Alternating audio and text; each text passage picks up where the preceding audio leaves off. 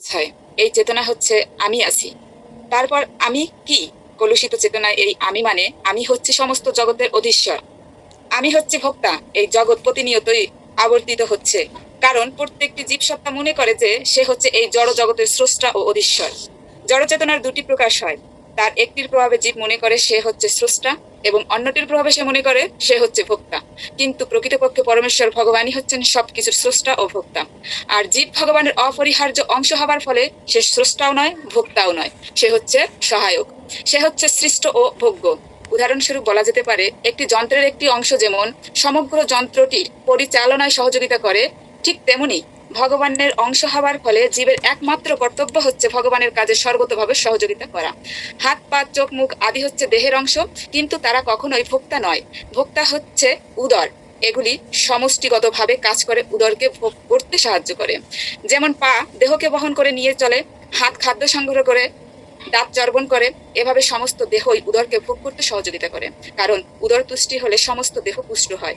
তাই সবকিছু উদরকে দেওয়া হয় এবং তার ফলে সমস্ত দেহ বলিষ্ঠ ও সক্রিয় হয়।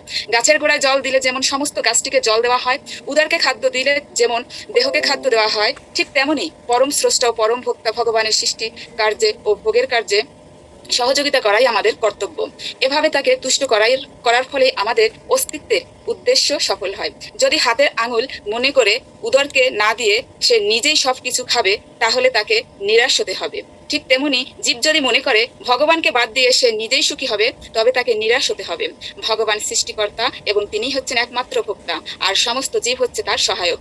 ভগবানের সহায়তা করার মাধ্যমে জীব তার অস্তিত্বের সার্থকতা উপলব্ধি করতে পারে এবং তার ফলে সে আনন্দ উপভোগ করতে পারে। ভগবানের সঙ্গে জীবের সম্পর্ক হচ্ছে প্রভু ও ভৃত্যের সম্পর্ক। প্রভু যদি সম্পূর্ণভাবে সন্তুষ্ট হয়, তবে ভৃত্যও সন্তুষ্ট হয়। সেই রকম পরমেশ্বর ভগবানকে সন্তুষ্ট করা উচিত।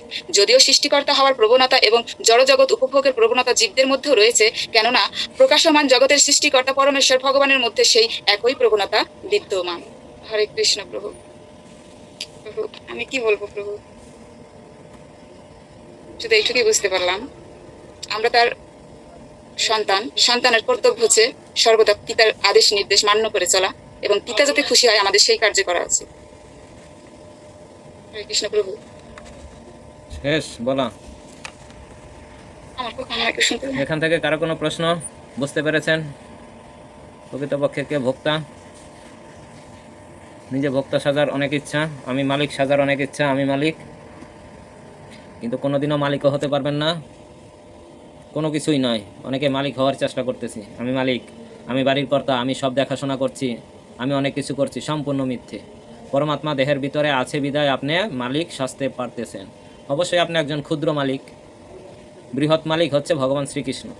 কারণ আপনার ডেড বডি কোনোদিনও কী করতে পারে না, রাজত্ব করতে পারে না, মালিক বলে দাবি করতে পারে না, ক্ষমতা দেখাতে পারে না। কখন সে ক্ষমতা দেখাতে পারে? যখন তার দেহের ভিতরে পরমাত্মা ভগবান শ্রীকৃষ্ণ আছে, তখনই সে ক্ষুদ্র মালিক হওয়ার চেষ্টা করে। এই পৃথিবীতে প্রতিটা দেশেই সরকার আছে, তারাও কি করে? ক্ষুদ্র মালিক হওয়ার চেষ্টা করে।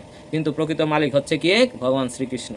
যেমন ক্ষুদ্র ক্ষুদ্র মালিকরা অনেক সময় মারামারি কাটাকাটি অনেক কিছু করে, কিন্তু বৃহৎ সর্বশ্রেষ্ঠ মালিক যখন প্রয়োজন পড়ে তখন এই ক্ষুদ্র মালিকদের ভিতরে ঝগড়ার সৃষ্টি করে দেয়। আর ঝগড়ার সৃষ্টি করে দিলেই তখন ওই দেশটা কি হয়? সম্পূর্ণ ধ্বংস হয়ে যায়।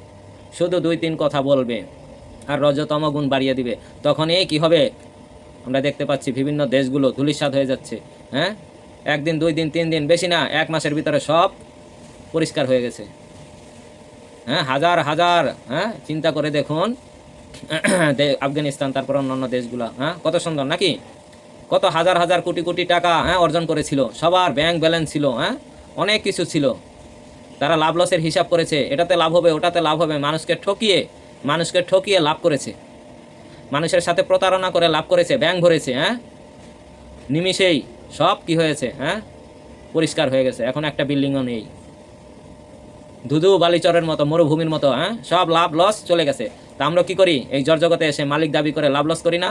কোথায় পার্সেন্টেজ পাবো, কোথায় টাকাটা বেশি প্রফিট পাবো, কোনটা করলে আমার সংসারটা ভালো চলবে, টাকা ভরিয়ে নাও, টাকা জমিয়ে নাও ইচ্ছা মতো, বেশি দিন নেই, ইচ্ছা মতো জমিয়ে নাও, বৃদ্ধ হলে আর টাকা জমাতে পারবো না, সব 1 সেকেন্ডের ভিতরে ধূলিসাৎ হয়ে যাবে। সব লাভ লসের হিসাব করেছিলাম না? চিন্তা করে দেখুন, সব লাভ লস চলে গেছে। তা ভক্তির ব্যাপারে লাভ লসটা হিসাব করলে ভালো। ওই অর্থ জীবিত থাকলে অর্থ আসবেই, হাত থাকলে অর্থ আসবেই, ভগবান দিবেই, কিন্তু মালিক সাজার চেষ্টা করা উচিত নয়। আমি এত টাকার মালিক, আমি এত টাকার মালিক, সব চলে যাবে, শুধু যুদ্ধ লাগবে, তারপরে শেষ, সব জিরোতে চলে আসবে, লাভ ক্ষতির হিসাব, বলবে তখন 1 টাকাও নেই, শেষ। যেমন এখন কোথায় আফগানিস্তানে না কোথায়, পাকিস্তানে না কোথায় জানি না, গাজায় কি হচ্ছে, অবস্থা খারাপ, সব শেষ করে দিয়েছে। হ্যাঁ, ইসরায়েল অবস্থা খারাপ, এখন কচ্ছপের মাংস খাচ্ছে। হ্যাঁ, সব শেষ, সবজি টবজি কিচ্ছু নেই, চাল ডাল কিচ্ছু নেই, সব শেষ। অনেক মজুত করে রেখেছিল ঘরে, সব শেষ।